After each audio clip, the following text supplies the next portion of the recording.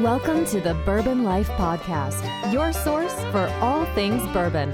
Join your hosts, Mark and Matt, as they drink and review bourbons, share news about upcoming events, interview the who's who in the bourbon world, and, most importantly, bring you along for the fun of living the bourbon life. Now, here's your hosts, Mark and Matt. All right, everybody, welcome back for another episode of the Bourbon Life Podcast. I'm your host, Mark, and with me, as always, is my good friend with his hair down in a toboggan on tonight. It's my co-host, my friend, Matt. Matt, what's going on, man? Hey, not much, Mark. That's right. It is finally beanie weather for me. So I've got the ridiculously unkept and long hair from a long COVID lockdown. It's down, the hat's on. The seat warmer was on in the car, and as usual, the pants. Yeah, the pants. Pants are on today. So. Yeah, that's great, man. Glad to see you're wearing pants. That's awesome. Yeah. It's always a good thing. But now, see, I call it toboggan. You call it a beanie. That's a generational thing, man. You young whippersnappers. Yeah. They're beanies, and the old guys like me, it's toboggans. But but Mark, I'm doing great. How are you doing? I feel like it's been forever since we've done this. Has it been? It has been. It's been a long time because I was actually on vacation last week, and we were smart enough to pre-record. That's right. We stacked a few. Episode. Yeah, so we recorded on Monday and Tuesday, week before last. So we've actually been away at this for it's been 2 weeks since we've done this. I feel rusty, Matt. I don't know if I can remember how to do everything. I know we've got a tagline. I'm gonna have to think about that before the end of the show if I can remember that. So yeah, I would write it down before we start drinking. Before we start drinking, that's probably a good idea. Yeah, definitely. So I do want to thank our sponsor for the show, the Stave Restaurant out in Millville, Kentucky, making some great food out there. Chef Jonathan Sanning. If you've not been out there to check them out, please do that. You can check them out online, thestavekentucky.com. Jonathan makes excellent food. They've got great bottles of bourbon out there as well, wine, beer, everything. So go check them out. I guess it's probably getting to be a little too cold to sit out on the patio right now. But you can still get to-go food, and they got. I saw they put in some little fire pits as well, so that'll be nice. And I think they're going to have warmers up on their deck. So I think it's still going to be a good time to do some outside dining with the Stave. So if you've not checked them out, please do, because we appreciate their support. They've been with us, man. They've been with us since day one. So we love the support we get from Rebecca and her husband. So the Stave Restaurant, check them out. You won't be sorry. So with that said, Matt, you want to tell everybody who we have with us on the show tonight? Sure thing. So we have on the show tonight one of the, I don't know if you would call it a trend in the bourbon or distilled spirits industries, is we're seeing more and more of these institutes pop up around that are associated with universities. I know there's one in Louisville, and we are lucky enough, Mark and I both being Lexington locals, to have the James B. Beam Institute for Kentucky Spirits here at the University of Kentucky. So joining us tonight is the director of the James B. Beam Institute for Kentucky Spirits, Seth DeBolt. Seth, welcome to the Bourbon Life Podcast. Oh, it's an honor to be here, gentlemen. Man, we're happy that we were able to get this worked out with you. So we're really happy to have you on the show tonight. And and I mentioned this previously. I think we talked earlier today and talked about having Fred and Freddie on the show, and they were big fans, obviously, of the Institute. So it just seems like a natural thing for us to have you on as well. So this is going to be a great show. It's going to be different for our listeners since we're not talking to a master distiller, but we're definitely talking to somebody who is very important in the bourbon and whiskey and distilled spirits industry, especially here in Kentucky. So we're really happy to have you on with us tonight, Seth. We appreciate it. Yeah, thank you. Yeah. All right. So before we jump into everything, we have a bad habit, Seth, of forgetting to talk about what we're drinking. so we'll introduce our drink first, the first round drink we got here. And Matt, I left that bottle in there with you, man. So yeah, you sure did. Yeah. You want to tell everybody what we're drinking on this first round? Absolutely. Round number one, or session number one, is the Jim Beam Black Label. So this is the extra aged bourbon. It is a 77% corn, 13 rye to 10 barley. at 86 proof. And this used to be back when the white label had an age statement. Well, this was they used to call it, I think it was called extra aged. Yeah. Or double age. I'm sorry. I think it was called double aged. Okay. So it was, I think they had this at 8 years. It used to have an age statement on it back maybe around 2015 or 16, something like that. Okay. And I think they've dropped that age statement. So not really sure. It's just aged for extra time in white oak barrels. Mm-hmm. So no age statement on it. So I'm not really sure. But, it's got the 77% corn, 13% rye. So Matt, I'm sorry. It is not a high rye. Hey, that's all right. That's all right. Mash bill. So I'm expecting a little sweetness on this one. So Matt, I see you over there working the glass. What are you picking up on this one? Yeah, it is. It's very sweet. I'm getting the sweetness from the corn, almost like cornbread and honey, a little caramel on the nose. Seth, what about you? You're over there. We put you on the spot, man. So I'm watching you guys in action here, virtually, of course, everyone. But it's impressive to see you guys do this. Well, we appreciate that. We've been at it now for, gosh, Matt, this is like episode 38 or 39 for us, so not quite a year, smokes.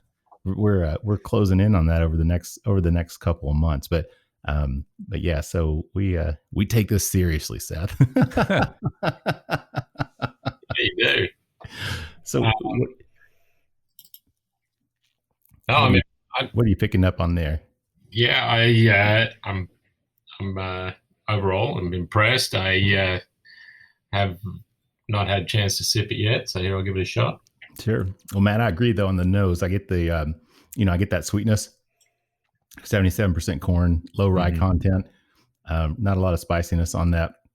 The caramel, typical kind of bourbon flavors, the sweetness, like you said, from the corn definitely comes through on the nose, and then on the palate as well. That's kind of the first thing that I get is that sweetness. So Seth, looks like you had a chance to give it a sip over there. So what are you thinking on that? Yeah, I might not have the descriptors quite as down as you guys. But I like the length of finish and that it doesn't drop off, and it seems to actually pick up on some of those wood sugars as you get to the end of the palate there. And I definitely get a really nice oaky character in the middle. Yeah, that's the thing that really kind of stands out to me, because I shouldn't say normal, the white label Jim Beam, which is, I guess it's 6 proof points lower, right, man? I think it's 80. I think it's only 80 proof. So this one is 6 proof points higher. I don't think you get as much of that oakiness. I believe that Jim Beam normal, the white label, is like 4 years old. Which, is still significant time in a barrel, pretty significant, enough to pick up oakiness. But this one with the extra aging, I definitely think that lends to some oakiness on that. So yeah, I mean, this is nice. And this is reasonably priced too, man. This is this was sent to us by Jim Beam. So we appreciate them sending this to us. But I think it was only in the mid 30s, low 30s, something like that. So definitely a reasonably priced bourbon. And if you're a fan of that white label, I think you'd be a fan of this one as well. Like I said, it's only 86 proof. Now, to me, it kind of drinks a little bit, I don't want to say hotter, but it drinks higher proof than 86 to me. So I don't know, Matt, what do you think? That's fun. I was actually going to comment the opposite. I thought it drank like pretty low on the proof point with it. And I'm definitely picking up that oak. It's almost getting that little bit of a tannic, that cloyingly dry effect. I think maybe some of the oak is imparting a little bit of that, but it's got sweet vanilla and like Seth, like you were saying, the finish on it, it's got a really nice little finish to it where you get a lot more flavor. I'm getting like a lot of vanilla, a little bit of that rye is coming through on the finish as well. Yeah. But I would say overall, it's not like not hugely dominant by different flavors, just a nice combination of everything that you're looking for. Oak, corn, sweetness. It's got the barrel char. Sure. A little bit drying, but it does have that little bit like the Old Tub, because we've reviewed Old Tub twice from Jim Beam. We've reviewed that 2 different times, and it seems like each time I taste it, I still get that kind of dryness on the finish. And this one kind of has that same thing as well. So All right. So enough of that for right now. Let's talk about our guest, Seth. Absolutely. Yeah. Do everybody a favor, because we'd like to let our guests kind of tell everybody who they are. We've never met before, so we're happy to get the chance to meet you, even if it is virtually. We are social distancing, recording remotely online through Squadcast, of course. But yeah, if you would just kind of tell everybody a little bit about who you are and what you do, and so they have an idea of who Seth DeBolt is. Yeah, sure. No worries. As you can hear by my accent, I'm from southeastern Kentucky, just right down the small areas of southern Kentucky, about 10,000 miles away from there, actually, from Australia. My parents immigrated to Australia from the United States, strangely enough, so I'm sort of a reverse immigrant. But I would explain what we do at the Institute by not necessarily being in the glass so much as behind the scenes, doing a lot of work that might benefit everybody collectively. Sure. And taking on projects that are sort of bigger and a little bit more boring than your day-to-day whiskey tasting. You guys get to do a lot of the fun stuff. And I guess how I arrived in the University of Kentucky is my doctoral work was in the wine space. And I worked on one of the key flavor elements for wine and spent a time working at Rosemount Winery, which is a very big winery in Australia. It was owned at the same time by the company that owned Jim Beam. And it was a really interesting experience to work in the beverage alcohol space. And then I jumped out of there and went to Stanford for 2 years and worked on fuel ethanol. And so that taught me a little bit about distillation and efficiency of carbohydrate conversion to ethanol, and worked with a lot of chemical engineers and continued that work at Kentucky. And as soon as they gave me tenure, we started the program on distilled spirits, because it was absolute insanity that in 2010 there was not a single class in Kentucky on distilled spirits or the beverage alcohol industry. And if you're anywhere in the world, anywhere, and you go to a bar, there's a pretty good chance that Jim Beam Black's going to be on the bar. Right. And that Kentucky is going to be known for excellence in American whiskeys. And that's pretty cool. And it just, a lot of these great young minds from around here, these brilliant young Kentucky students, they could have a career in this space. So we started this program, and now it's full of bourbon engineering, spirit chemistry, tourism class, a writing class, an oral history class, a sensory analysis class, fermentation, intro class on careers. We got a really good array of programming there. So I give you a little sense for what we've been up to. So when did you actually come here to UK? 2010? 2008. 2008. So then you guys started the program. What was the driving force behind starting did you started offering courses first and then the Institute followed? Is that basically how it worked? Yeah, we started offering classes right around the time Moonshine University got started. I remember going up there and chatting with those guys. And we're right around the same time where we started classes. And honestly, we just started a class where I would pull in a lot of people who would give classes on career aspirations. Mm-hmm. And you might be in any one of the degree majors at UK, and you'd find, hey, I'm in the business school. There's these incredible opportunities in the backyard in the brewing industry or in distilled spirits, and Alltech just over the road. Mm-hmm. It's really incredible educational and this incredible place, Kentucky, that you could, throw a rock or hit a golf ball and you hit a couple distilleries, and really willing people come in and talk to students and offer their expertise with passion. And there's not many places in the world where you can do that. So we got started, and immediately the students were in demand and the industry was growing, and more classes piled on. And very quickly we had a complete program. It took a long time to get through the administrative process to actually offer the certificate, because that wasn't until 2015 that we offered the first certificate. Okay. So it's not an undergraduate degree type of program. Is that correct? I mean, it's a certificate how do you distinguish that so people understand? That's a great question. And I talked to a couple people on the phone today from out of state who were calling in to look into the certificate. And what it is when we surveyed everybody in the industry, there's a demand for electrical engineers. There's a demand for hospitality and tourism. All over the campus, we've got these different degrees, economics, agronomy, all these different areas that are hired into the space. But you don't want to lose that degree major and give that up. Right. You still want the strength of that. And when we researched everything, we sort of came up with 12 credit hours packed in. It dovetails nicely into a degree major, or can stand alone for a post-bac student as a nice intro to the program. That's right. I'm looking at you. And it's a way for you to if you're in sales in bourbon in London, you can scrub up on your bourbon technology and your science behind barrel aging and engineering or the business side.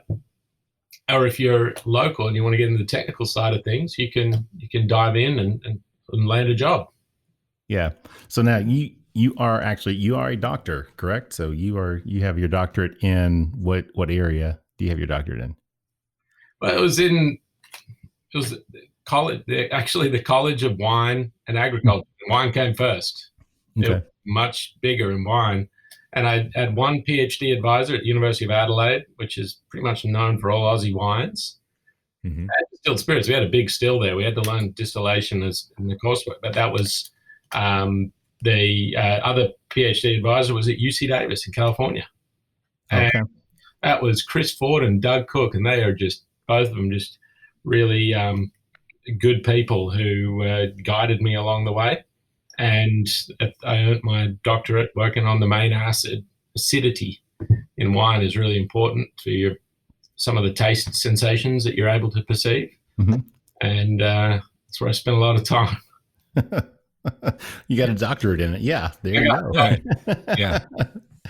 That's a lot of time spent there. So that's what, it's funny because when we talked earlier today on the phone, I told you that I went to UK undergrad, but did my MBA and my law degree there as well. So spent 8 years at UK, and had this have been available back in the day, I definitely think this is something that I would have been extremely interested in, and still am, even as a practicing attorney.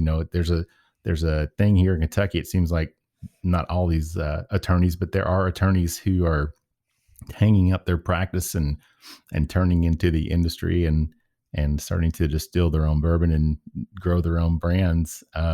So yeah, I have to admit that's something, that's in the back, had been in the back of my mind for a long. Matt's over there like, sure. Hey, as long as you take me along for the ride. Too, yeah. I know a couple of the attorneys you mean, and there's some really good ones out there. So yeah, there's no doubt about it. So now the Institute itself, it's not, we're obviously focused on bourbon and distilled spirits, but now you kind of cover all sorts of different topics. You're a wine guy with a background. I think you all have some wine and actually some brewing stuff as well involved. Yeah, we do, but it's proportionally, it's a smaller number of employment opportunities for the students. Sure. And so we proportionately have a greater focus on distilled spirits, honestly, and that's really related to putting students in a place where they can be successful and participate in the Kentucky economy. That's a really big driving force behind the University of Kentucky. It's why it's such a great place, where it's really focused on the student. And then with Beam coming in, Beam Suntory providing the largest philanthropic gift in the company's history. This is just, Fred and Freddie have been such incredible advocates for us to be on the forefront of innovation and build the distillery right over here on campus with a barrel house of 600 barrels given by the Boswell family, an independent stave company. Yeah. And so we can do experimentation with maturation and with distillation starting in 2022. Oh, that'll be great. Yeah, wow. That'll be very, very nice to be able to do that. Well, we are actually at the end, believe it or not, of segment number 1 already. So before we close out segment 1, though, let's touch back on the Jim Beam. I just call it the Black Label. Matt, what's the official? Is it just called Extra Aged? That's what it's called? Extra? Yep. Black Extra Aged Bourbon. Gotcha. Okay. All right. So, Matt? Just curious. What are your final thoughts on the Black Label Beam? It's good. So I think for me, if I were at a store and was trying to choose between this or something else, I might go other places, but I certainly wouldn't be disappointed ordering this at a bar or if a friend poured it for me. It's good. I can taste the age on it. It's definitely more mature in more sense than just the age than regular Jim Beam. Right. But there is that little bit of drying effect that I'm finding on the finish that, again, I might go other places before this, but I'm certainly not disappointed. Yeah. To me, it's a very easy drinker. It's got more depth to it than the White Label Beam, which, I think you'd expect from a bourbon that's been in the barrel for a couple extra years, maybe 3 or 4. Like I said, there's no age statement on it. So I'm not sure how much longer it stayed in the barrel, but you get those classic bourbon flavors off of it. You do get more oak off of this one than you do on the White Label. It's only 86 proof, so it's easy to drink. This would be a good mixer as well. There's no doubt about it. You can mix this one pretty easily and still be able to pick up those bourbon flavors in whatever you're going to be mixing it in. I do like the finish on it as well. It seems to me it finishes better than the White Label. It's got a longer finish. I got a little bit of that rye, even though it's lower rye. I still get a little bit of that rye spice on there. So Seth, what about you? What do you think about it?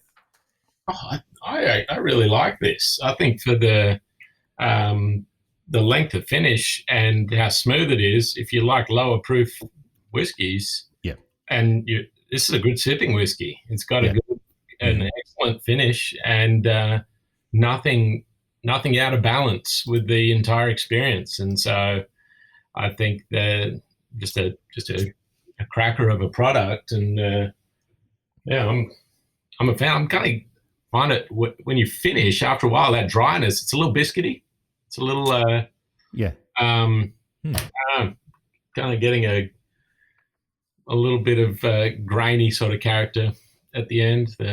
Yeah, that makes sense. Yeah, kind of coming through.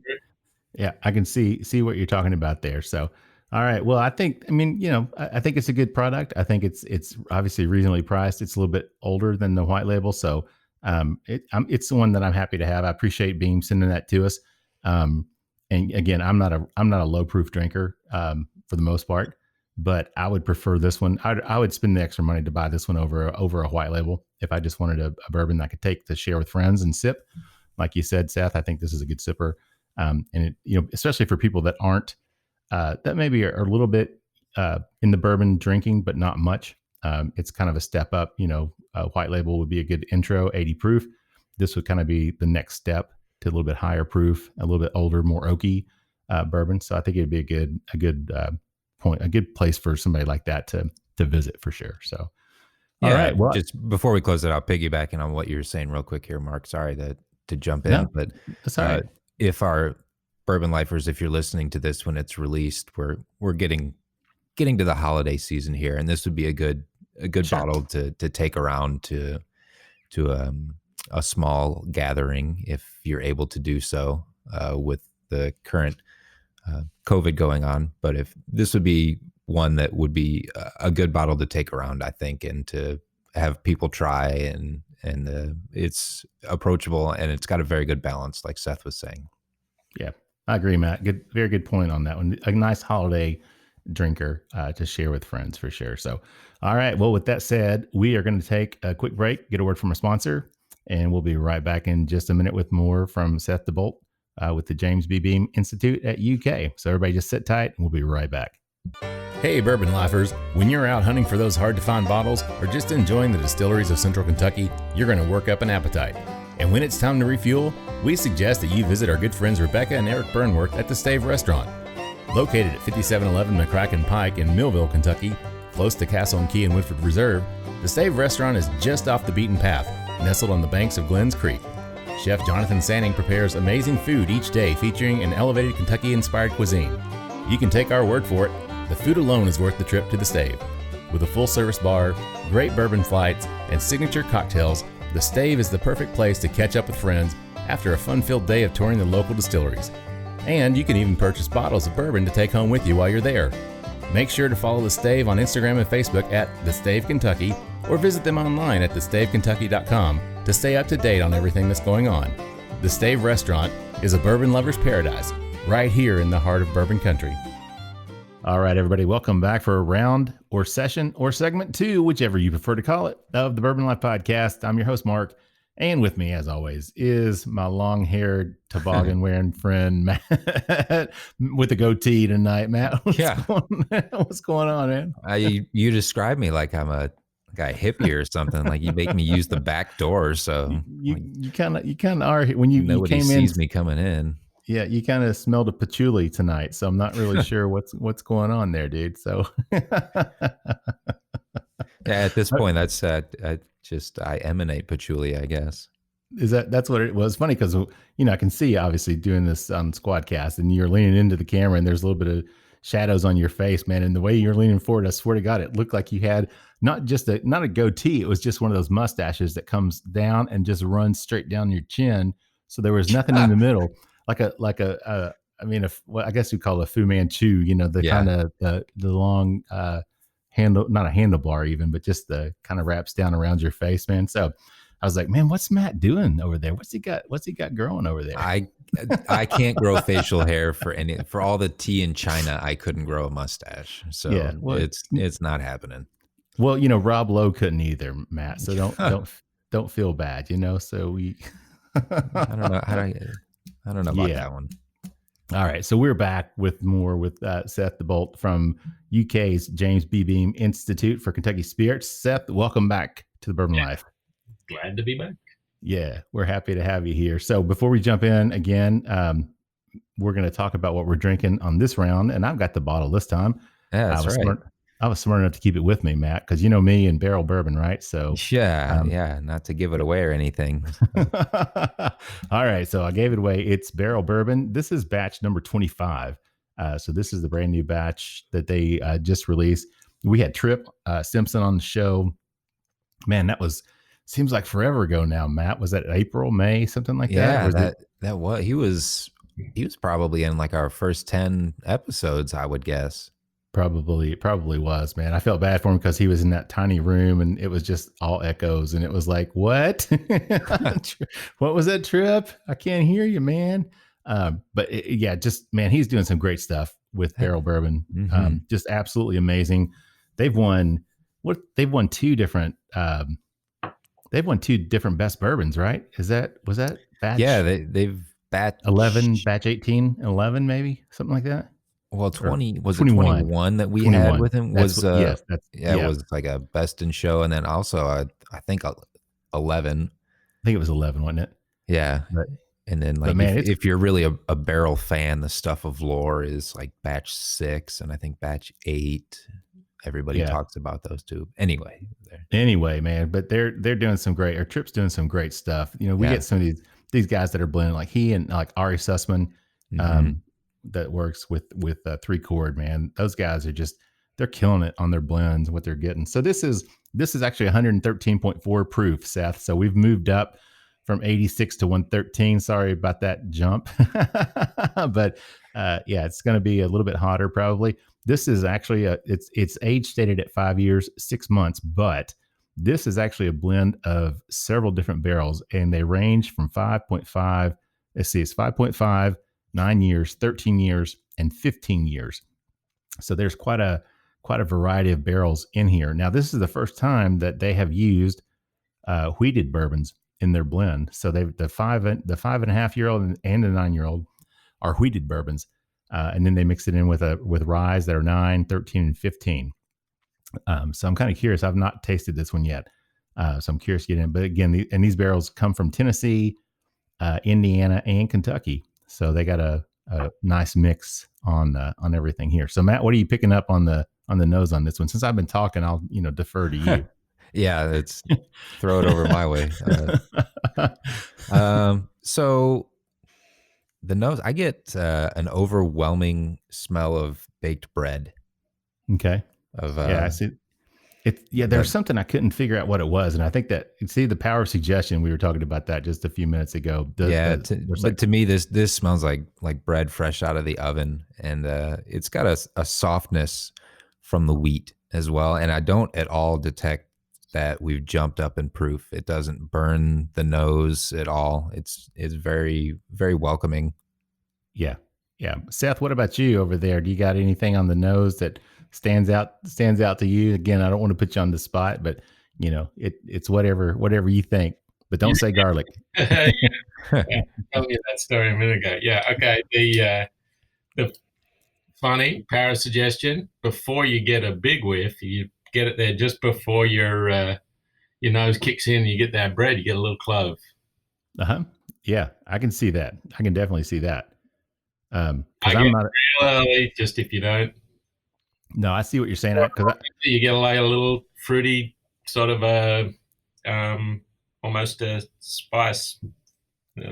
My best descriptor was a little clove before I got far into it, but then takes over with sweetness and get the toastier characters of the oak. Yeah, Matt. What about the palate to you? What do you get? Oh, man, I just took my first drink, and that finish though was like, wow. I'm sorry. Go ahead though, Matt. You beat me to it. I just goodness. Wow, that does have a great finish. Yeah. That finish the finish is like really herbal and orange. I get like oranges, and I think that clove is coming through again, and it's got very herbal notes on the finish. I wish I knew. Obviously, it's a blend of wheated bourbons and some rye based bourbons, not rye whiskey itself, but rye bourbons. And I would love to know what the finish is. Man, it's almost like I get almost kind of like a mintiness though from the rye. After on the finish, like when I breathe in, it's almost like like that minty feeling in my mouth from that. And this is like going on and on and on the finish. My tongue is got that spicy little, like a peppery or cinnamon, almost like a cinnamony type of tingle, like a red hot or something. Seth, you're shaking your head over there. I see you. Yeah, I had that written down. And a little cinnamon. And I don't know. Sometimes someone's descriptor is someone else's total opposite. So sure, yeah. It's I had that scribbled down. So that's cool. There you go. See, we're right on track. It's Seth and Mark versus Matt tonight. That's right. In the Bourbon Life taste off. So now, Seth, you guys do. I mean, you do a lot of work in terms of research there with the Institute as well. Is that correct? And you guys do different. Can you kind of talk a little bit about, or a lot of bit, just talk about what kind of research you guys are involved with over there, and then how that integrates into the actual business place and processes that other distilleries may actually have. Yeah, and that's something I can talk about. Some of the projects, and then others that are confidential. So you can kind of see research falling into three buckets. A bucket that is, we can't talk about it. It's proprietary, and we're happy to do that research with any partner. Universities are well set up to do that. We do it all the time. There's another bucket that's kind of midway between proprietary and non-proprietary, and that's one that the leadership of the company want to take a look at. The distillery might go, we don't necessarily want to talk about this, but we'll talk about this. And because most everyone's looking to help everyone out, but there's some things you don't want to share. And then there's non-proprietary research, which is things I can talk about today. And I don't know, I would initially mention ethyl carbamate formation and working with the folks at Castle & Keith. It's an issue for all distilleries. And we've worked with most of them, but we do some testing and we do some work on how we could remove it more efficiently. And they're just, again, most everyone's just really trying to push industry leadership and best practices here. And so Brad Barron and the College of Engineering is looking at ways to strip out ethyl carbamate most effectively from within the distillation process. It's something you don't really want in there. We've known about it for a while. Everyone knows how to get rid of it with copper, but it's just a little bit more of a balance on how we can do that most sustainably. So, Seth, for those of us who aren't quite in depth in chemical engineering and everything else, PhDs. Yeah, can you kind of explain that, what you're talking about, taking out? Can you kind of explain what that is? Yeah, so the precursor comes from most of the grains that are grown and used for Scotch. Really, barley varieties have had a lot of it bred out, but they're wheat and rye and a lot of the small grains primarily, but some of the corn as well. They carry a precursor that when it goes through the distillation process gets converted to a compound called ethyl carbamate, which isn't good for you. And so we want to get rid of it. And there's best practices to get rid of it. And we're just going through some optimizations there to get rid of ethyl carbamate. And that's an example of everyone's like, I don't really care about something I don't want to drink. Just get rid of it and give me good whiskey. That's something everyone in the Institute is really focused on. Hey, how can we make that the best way for distilleries to remove it, test for it, and have really good protocols? That's something that the Institute can take over and do, and then publish those results so everybody can get on with the job of making these great products. Yeah, that's great. So the work you guys do, obviously, like you said, there's some proprietary.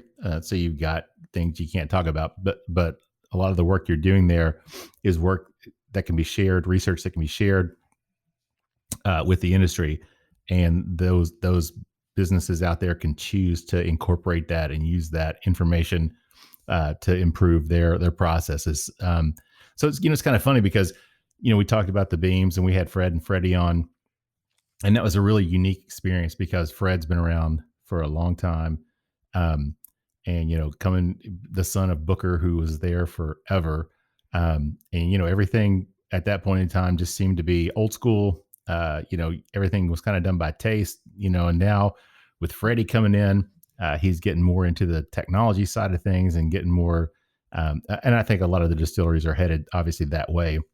So it's kind of interesting. Can you talk a little bit about how, technology and things of that nature, what you guys are doing, how that's really impacting now what the distilleries are going through?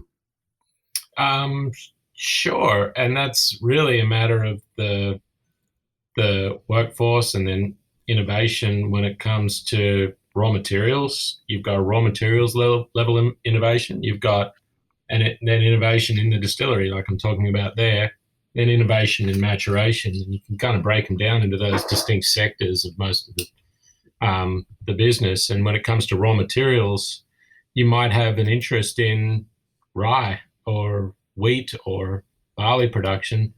And I think in the biggest opportunity, rye, it's just an unsung hero, and it's out there as an incredible crop that we could grow in Kentucky, and we could grow in our region and all around us, have a really low footprint for it to be delivered, and create beautiful new flavors that rye can express in so many different ways. I don't know if you've made a lot of rye bread, but if you bake with rye, you can just get such expression from different heirloom ryes and different varieties of rye. And I think that's going to carry through in the whiskeys. I know it is. In fact, I've tasted some of them. And so when it comes to these opportunities, I think that's a raw materials level innovation. It takes a long time to breed rye. It takes a lot of expertise, a lot of things. No one wants to invest in that. But everyone's going to benefit from it when the farmers are winning, when the producers are winning, and ultimately us as consumers are winning. And that's a really wonderful form of innovation. But then when we're looking at filtration with the statisticians group, or looking at liquid recovery and working with statisticians and computational biologists to pinpoint where in the entire process, with all the data points available to us, where there's room for optimization, those are really excellent ways for the technical team to understand, hey, how do I interact with a statistician? And so, whereas Fred and Freddie are just, yes, bring it on. We want more innovation, and we want to think about how we're working across the entire spectrum holistically to think about sustainability and innovation. Yeah, I mean that's great. Talking about Fred and Freddie, that the commercials they're actually running now, and I don't know, I can't remember if it actually mentions the institute itself, but that's part of their new commercials talking about the history of Beam, but also the looking forward of Beam, and the growth of technology, and inspiring the younger generations to get involved. And that's really, I mean, what this institute is doing. I mean, it's breeding, creating this entire new generation of people who are going to be able to go out and work in the industry. I should really recognize that while they have been such leaders in stepping up and saying, hey, this is shouldn't just happen now. This is 100 years overdue. Get in and make some impact, and let's get this those opportunities going out to our for workforce development too. But we're working with Heaven Hill on looking at dissolved oxygen inside barrels. We don't know where dissolved oxygen comes from, yet we know it's got to be really important for those esterification reactions to take place and create a lot of the flavor chemistry that we love in our green apple flavors and our banana characters, banana pudding, and all those sort of things that come through in a whiskey. We know that's being formed as additive chemistry, but we have no idea. We've never measured dissolved oxygen. We don't know if it changes differently from the top side of a barrel warehouse to the bottom half and everywhere in between. So there's just a ton of that. Connor O'Driscoll there at Heaven Hills, super innovative. And we work with Harlan Wheatley and the whole team at Buffalo Trace and Sazerac are really interested in working with our students as well. Kentucky Distillers Association. I mean, Eric Gregory and the whole team there have been pushing innovation for a really long time. And so we've got a lot of everybody just saying, hey, come on, let's get to work. It's been very positive. Yeah. That's great. I'm a lifelong Kentuckian, born and raised. So, bourbon is it's just like Kentucky basketball, Kentucky fried chicken, it's part of life. It's part of Kentucky. But it's so huge, and it's something that as a Kentuckian, I'm extremely proud of, to be able to go anywhere in the world and be able to talk about my state is the best producer. I mean, in my opinion, there's some good whiskeys and good bourbons coming out of other places, but to be able to say that my state's producing the best bourbon in the world and has been doing it for years, there's a true sense of pride in that. And it's great to see that all these other distilleries are coming together and working with you all and encouraging you all to continue to promote that. I mean, that's great. I just think it's wonderful what you guys are doing.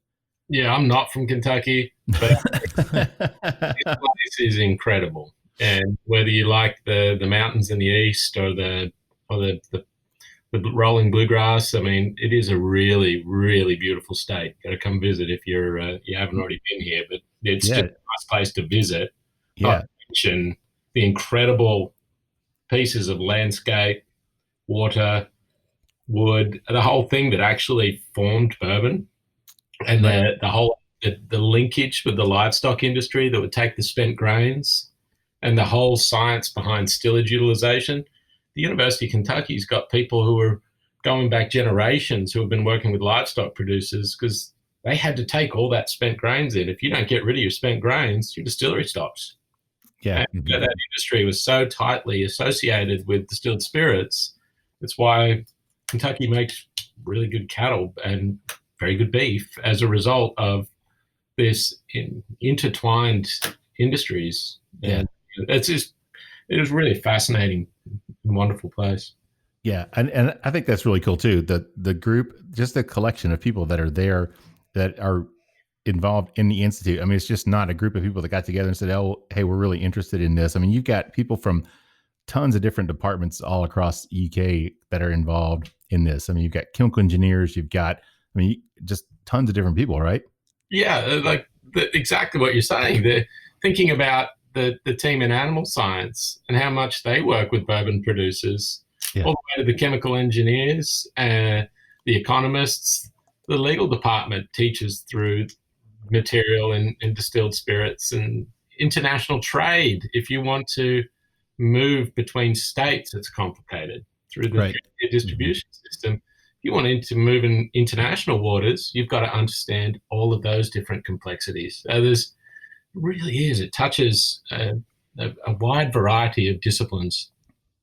Well, I'm beginning to believe that 3 degrees are just not enough for me, that there may be a certificate that's going to have to be in my future. So Matt, we're at the end of session 2 already, man, which is kind of crazy because that one flew by. So let's go back and touch on the Barrell Bourbon batch 25 again. Now that it's opened up for the last 20 minutes or so, what are you getting?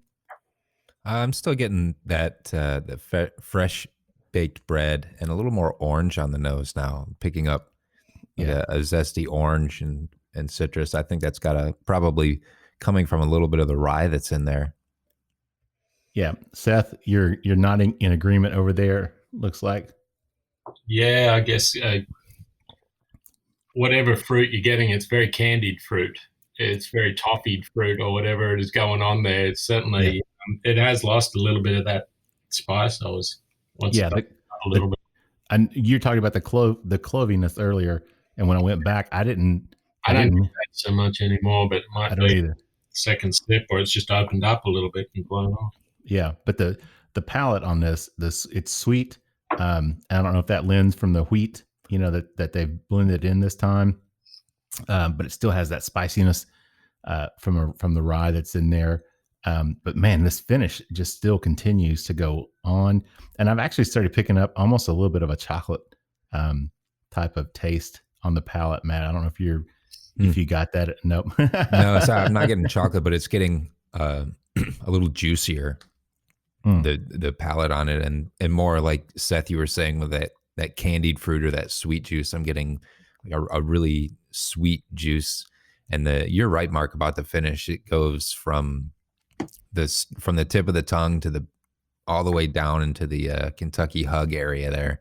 It's got a really nice long finish, and I'm still picking up a little bit of that like something herbal, some like herbs, and it's like a mintiness as we were talking on the finish. It's not like a full high rye, or a rye minty, but it's got a nice earthy herbal finish. Yeah, I agree. Well, big fans on this one for me, for sure. This trip and the group over there with Barrell Craft, they've knocked it out of the park, I think, on this one. And like I said, this is a combination, a blend of Kentucky, Indiana, and Tennessee barrels. I had read some stuff about this one. People were talking about maybe picking up some of the mineralities on it. And I would assume that's probably people picking that up maybe from Tennessee. If they're using the Dickel bourbon in there, which I don't know for sure, but because when I drink Dickel, I kind of get that minerality, the Flintstone vitamin taste to it.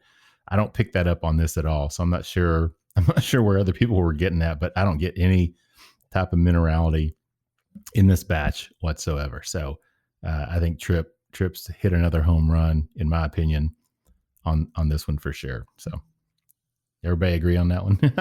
Yeah. And I agree. It's for the proof, it drinks really dangerously, I should probably say. Yeah. I poured myself a second one just while you guys were chatting, and you didn't see me do it, but I poured a second already. Off camera sleight of hand there. I'm like the magic man over here, Matt, pouring up drinks. But yeah, this is a really good pour. So I enjoy it. So, all right. So we're going to take a quick break, word from our sponsor, and we'll be back in just a second with more with Seth DeBolt from UK's James B. Beam Institute. Everybody sit tight. We'll be right back. Hey, Bourbon Lifers. I know this is the point in the show where we usually hear a word from a sponsor, but instead this week, Matt and I just wanted to take a moment to say thank you. Thank you for all of your support through the first season of the Bourbon Life Podcast. You all have made this journey absolutely amazing for us. We've had so much fun bringing you great guests and reviews each week, and we hope you've enjoyed it as much as we have. And as we look forward to next season, we're making some big plans, and we can't wait to share those with you soon. And as always, if you have any questions for us, please feel free to connect with us on Instagram, join our private Facebook group, The Bourbon Lifers, or just shoot us an email at thebourbonlife@gmail.com. We love hearing from you guys, and we humbly appreciate all of your support this year. As my good friend and co-host Matt always says, thank you from the bottom of our hearts. And may your glasses always be full, and may you keep on living the bourbon life. All right, everybody, welcome back for the third and final session of the Bourbon Life Podcast. I'm your host, Mark, and with me, as always, is my co-host, Matt. Matt, how you doing for the third segment round? Oh, man, Mark, I'm doing great. I am just like our listeners. I've made it this long, so have you all. So let's all stick around for the exciting conclusion here with Seth DeBolt, the director of UK's James B. Beam Institute for Kentucky Spirits. Seth, welcome back to session number 3 of the Bourbon Life Podcast. Hey, thanks for making it this far with us, Seth. We appreciate that. It's rough going, guys, but I'll do my best. This is about as good a day work as you can have. There you go. You know, it's funny, man, because Matt is a big whiskey nerd. We kind of touched on that in the break about whiskey nerds, but Matt is a whiskey nerd, and he gets so excited when we talk to people and they start talking about barrels and they start talking about charring levels and they talk about the processes and stuff. So I have a feeling that secretly Matt is just like on the edge of his seat the whole time here because we're discussing things that are right up his alley. Matt, am I reading that correctly, man? Yeah, this is exciting. I realize that I enjoy bourbon and rye and distilled spirits, but I'm probably never going to be a master distiller. So it's cool to have you on, Seth, because you are someone that runs an institute that everybody that I could attend and learn so much about the process and be a part of everything that is going on in the institute, the Beam Institute, and gain the knowledge and experience that would be an asset to a lot of different places. And at the same time, this is experience I'm not going to get as a master distiller because it's just not going to happen for me. So it's cool to have you on and to hear your perspective from some place that is so accessible to our listeners and to young students and just anybody that's really inquisitive about the distilled spirits industry. No, I really appreciate that. We just went through that in class last week. So perhaps the students on here, and we talked about who wants to be a master distiller, and 1 or 2 students put their hand up. And then we went through the list of 48 different career opportunities that were not a master distiller, and then they were incredible. And every one of them were thinking, oh, hang on, this is exactly what I'd like to do, and finding their place within that career spectrum, because there's such a wide berth of opportunities for our students in that area that we try to highlight some of that. And I think Dr. Pat Heist from Wilderness Trail Distillery, he comes in and talks to the class just about every year. He hasn't come in this year, but he really pushes them to believe in yourself and go and find something that you want to wake up the next morning. Well, you want to go to work, you want to get out of bed, you're going to believe in yourself, you can go off and do something innovative and find a way to improve your industry, or really just that message of find your niche. And that's what we really try to push within that space. And he's such a great example of that with their incredibly innovative products and just their whole motto of innovation forward, but really just releasing incredibly heritage bottled in bond products. Yeah.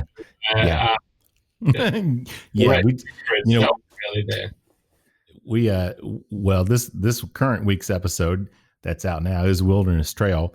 Unfortunately, because of my screw up, we were supposed to sit down with Dr. Pat and Shane Baker.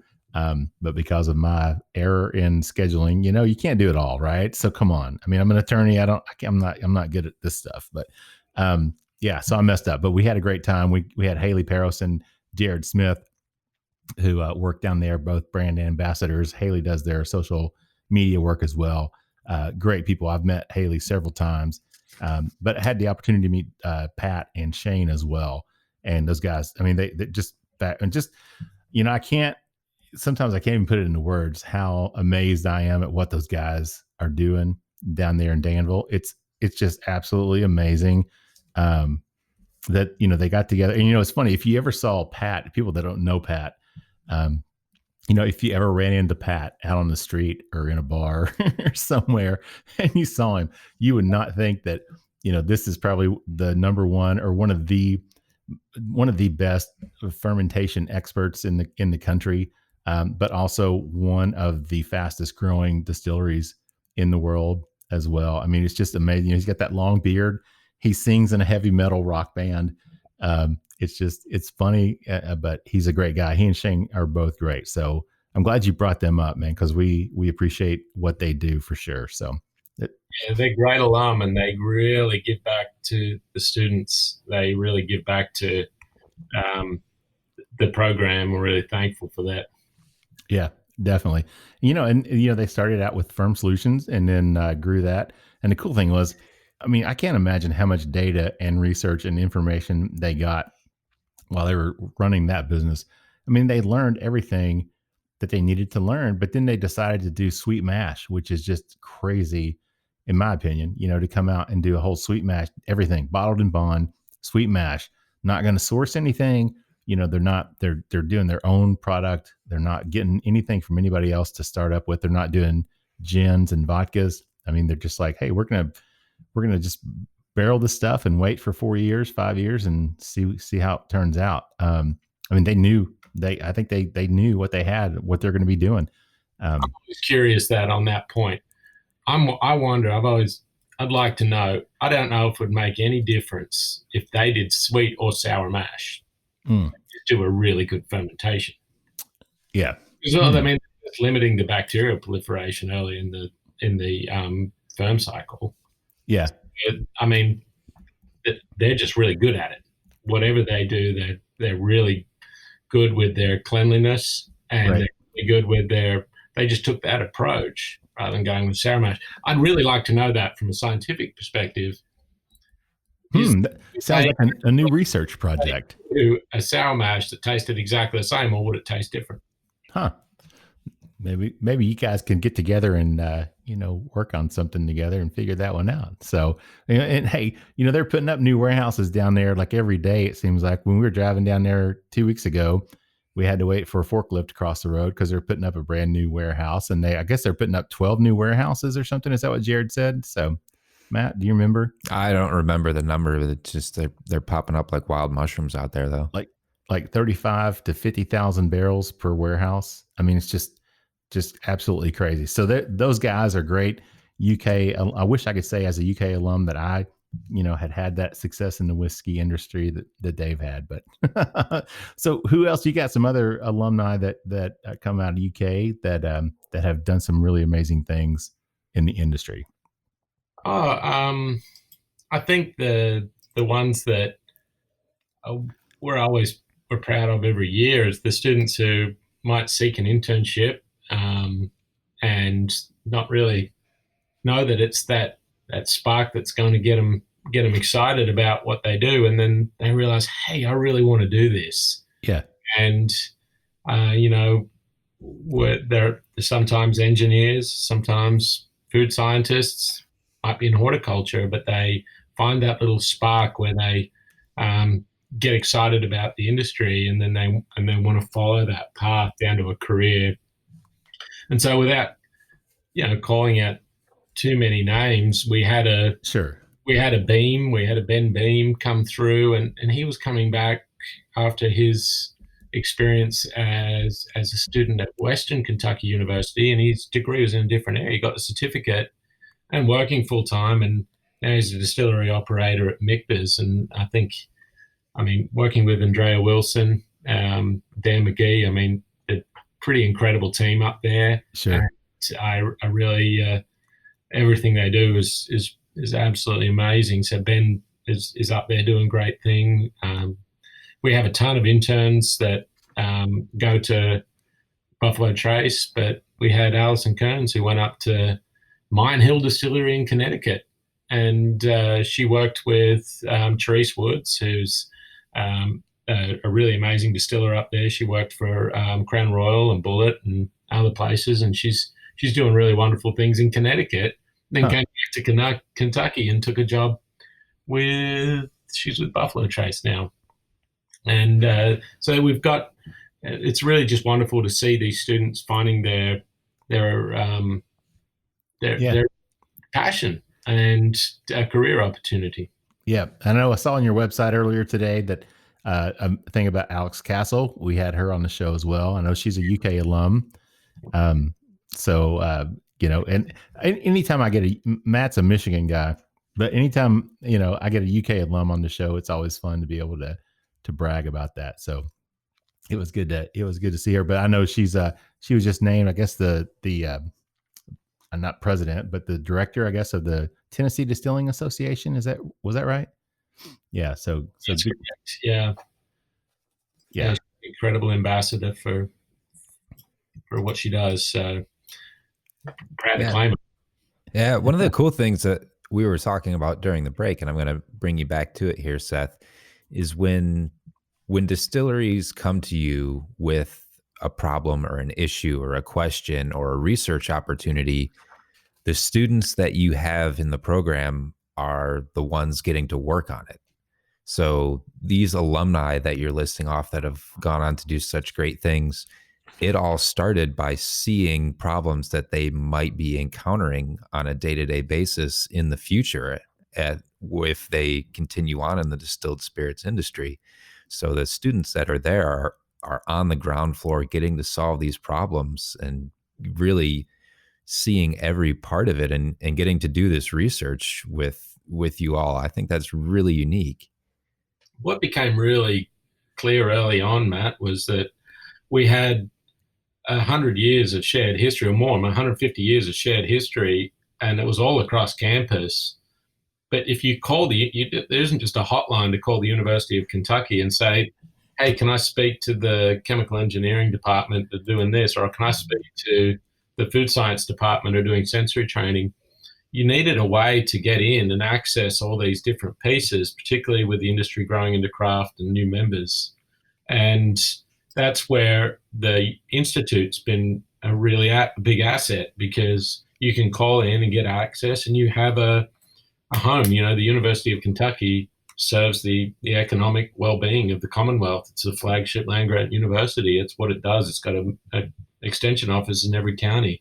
Yeah. And it seeks to connect people and help people find that technical expertise that they need. And this is a major industry and a signature industry for the state. So it was just a matter of connecting those dots. It really wasn't recreating anything. It was all here. The students were all doing the work, but now they find that mentor, that professor who might be doing something that can tie them into this space. You're exactly right. It's a really good observation.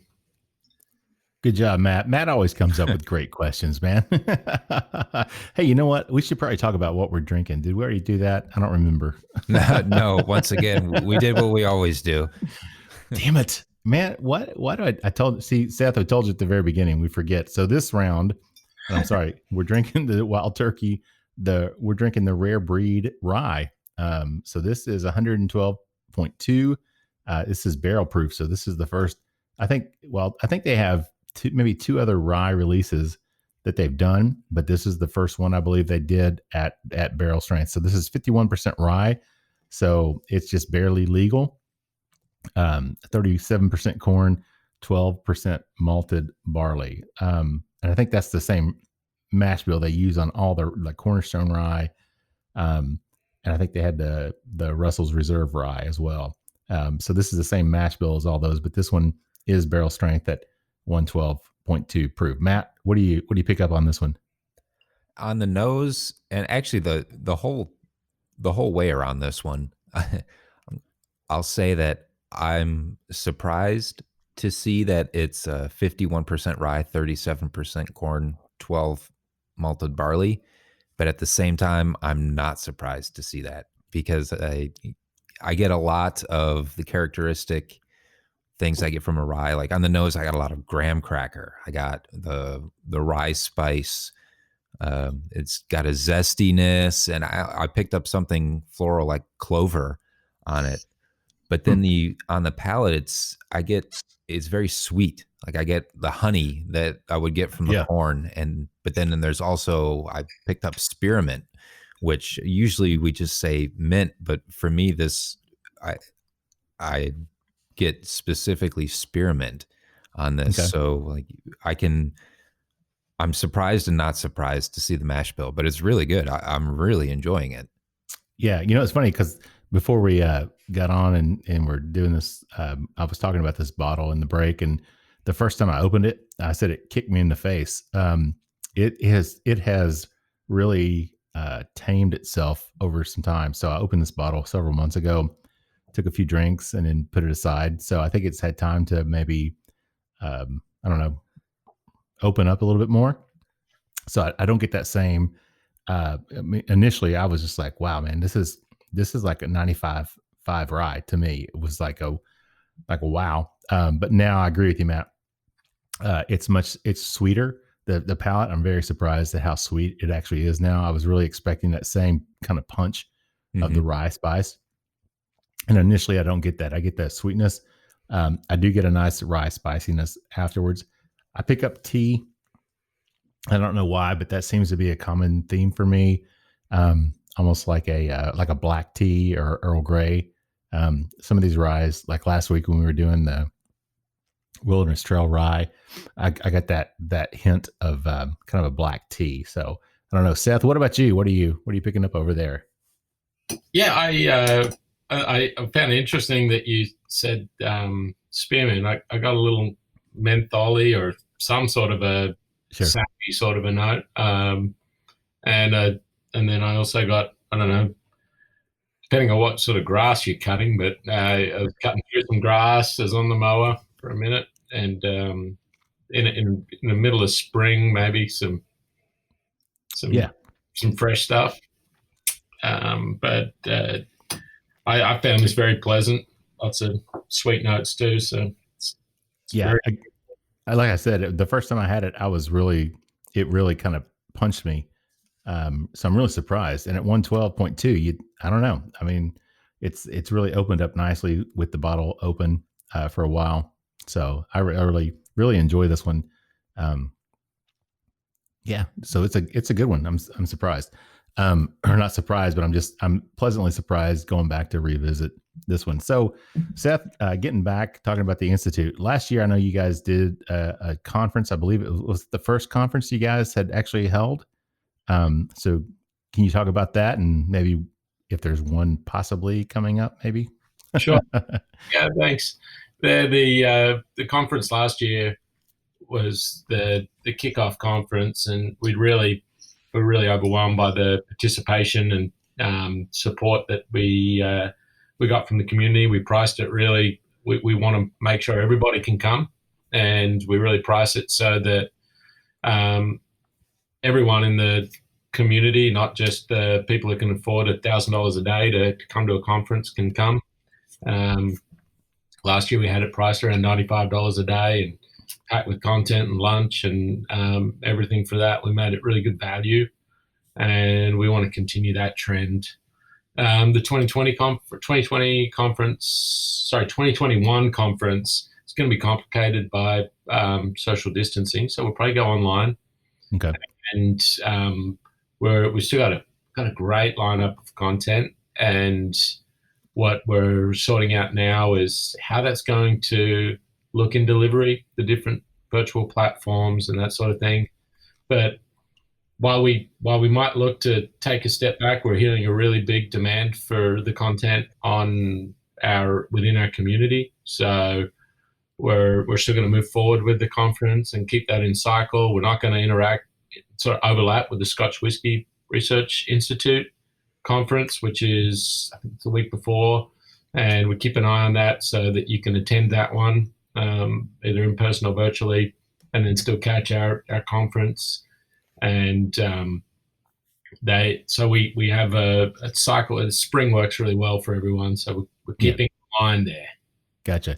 Well, now wait a second. What's the Scotch whiskey that you talk about. I'm not sure what that. The Scotch Whisky Research Institute represents the Scotch industry, and they buy a lot of the barrels. Yeah.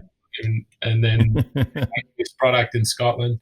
And their conference is always really interesting because they're dealing with a lot of environmental sustainability issues, energy efficiency issues, as well as a lot of innovation issues that can roll over. And so it's always a very good technical conference. Yeah.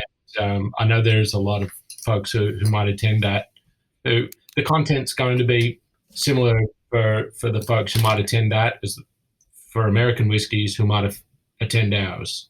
Yeah, see, I don't know what Scotch even is, Seth. I'm sorry, I don't drink Scotch. So It's the stuff my dad drinks. And it's I think it's the way that we're set up is talking about issues behind the scenes. Sure. And I think there's never a bad time to keep learning. So, Seth, let me ask you this. I'm just curious. You were from USA, right? Went to Australia. Is that what you said? Yeah. So, do you remember? I'm just curious what your first bourbon was to taste, to drink. Any idea? It was Jim Beam. It was Jim Beam. Okay. I mean, because I remember I actually had bought it. I'd just become able to buy alcohol, and I remember dropping the bottle, and it broke, and it was just it fell through the bag. Oh man! And I felt so bad. I had to go and buy another bottle, and so it was twice as much money as the first bottle. But Jim Beam and Wild Turkey were the main two bourbon brands in Australia. There's a much wider variety now, but those were the two predominant brands in Australia when I was of drinking age. Yeah, well, Jim Beam, that's a common answer for a lot of people, even here. I think, mine was Rebel Yell, just because my friend's dad drank a lot of it, and I raided his liquor cabinet when I was in high school. So, that's just the way it was. Matt, what was your? I forget what was yours? Some of my earliest memories with bourbon were around Jim Beam as well, actually, and that was back when I think the white label had an 8-year age statement. Oh, okay. But some of my memories are... Man, that was a long time ago, Matt. How old are you? Getting older by the minute. All right, Seth. So we're getting close. Well, actually, we're over time, but that's okay. But so what's coming up with the Institute? I know you said earlier that I'm drawing a blank on the stave company, Independent Stave, that they have helped you guys. You're going to be building basically like a warehouse on campus, or a small facility there where the barrels are going to be, you can age things there. Is that right? Yes, just small 600 barrels. And it's really for doing experimental blocks and looking at innovation series. And the Independent Stave Company, they produce a huge number of the world's wine and whiskey barrels. And, they offer our students a lot of internships, and it is a really dynamic and incredible business, creating all these oak flavors that we enjoy. There's an incredible amount of science and behind making the perfect barrel. And the Boswell family have named the maturation facility the Boswell Family Independent Stave Company Maturation House, and it's going to look beautiful. And they've just been a really incredible partners in seeing that as a student-driven project. So there'll be a way for the students to move the barrels, roll them out of the distillery over to the maturation house, learn how to use trucks, learn how to roll barrels, learn how to move them in and out of dunnages safely, all the removing pinch points and trying to be safe within that area is a huge problem. But they're coming to that side of the process, while we've got the distillery side covered within the Institute itself. Yeah, that's very cool. Anything else coming up for you guys? things that are going on besides the conference and then what we just talked about? There's too many to name. Anything, Seth, you'd like to highlight that you can highlight for our listeners? No, I think I would highlight that we have 120 students now in the program, and they're mixed between online 100% and face-to-face. And those students, we're really quickly running out of internships, and we're not getting enough people coming into the program to occupy all those positions. So that's something that it's not for everybody, but for the students who are really gunning for a job and they've got the right background and everything, they're finding opportunities really, really quickly. And so we're just pushed to continue offering those classes as much as we can, but we're all a little bit constrained right now. Mm-hmm. Yeah, that makes sense. So anybody that's interested in getting more information about the Institute, whether they're looking just to learn more about it, or if they'd even like to, someone like myself who may be a little bit older than your average student. I mean, somebody that might be interested in getting information and getting involved, how would they go about doing that, Seth? There is never too old. And you can be in your 80s and keep learning. It is just there's so much science and history and knowledge to be gained in this space. Even if you don't drink, it's just an incredible experience to be able to teach through this subject. And come to the Beam Institute website, log in, look at the educational opportunities, look at our research page, look at the people involved, the faculty fellows that span every area of the university, and get involved. Really, really love to see you as part of the program. That sounds great. So before we wrap it up, let's get some final thoughts on the rare breed rye. So Matt, what are your final thoughts on this one? I like it. It's a big hit for me. This is 2 thumbs up. And isn't it? So this is your bottle, Mark. Yes. Is the price on it it's approachable, right? Yeah, I can't remember what I paid for this, Matt, but I want to say maybe 60, 65, something like that, or maybe even less than that. I can't remember.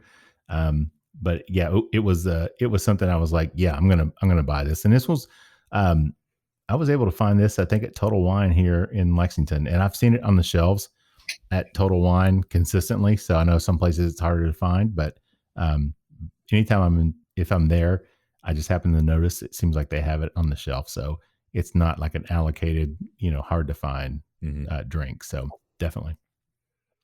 Okay. So yeah, I'm a fan. Like I said, the first time I had it, I was kind of like, man, that's just kind of a kick in the face. I mean, really, that's the best way I could describe it. But now that coming back to revisit, now that it's been open for a while, it's kind of mellowed out some. It's a 112.2 proof. It's pretty easy to drink. Seth, what do you think on that? I don't know, guys. Are you getting bacon?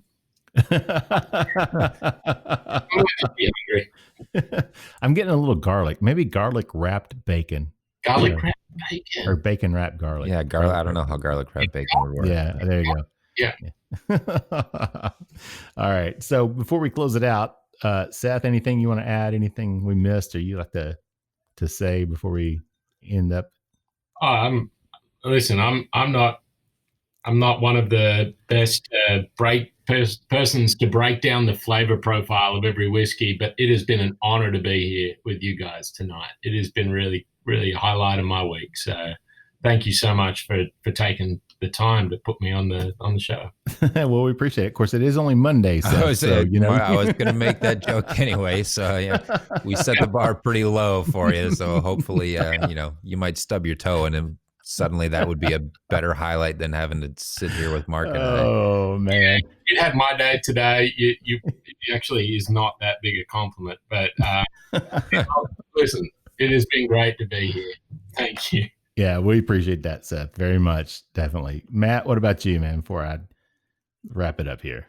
Oh, Seth, the honor has really been all ours. Thank you for taking the time out of your busy schedule. I know you've got a lot going on, so thank you for sitting down with us and talking about that. And it's again, it's really nice and really exciting to hear about opportunities for people like myself or Mark or someone who wants to learn more, that doesn't necessarily think that maybe going into the industry on the bottling line and praying that somehow you end up eventually as a master distiller is the way to go. So it's very, very unique to hear about your opportunity and all the science that you bring toward it. And I will actually be looking at checking it out.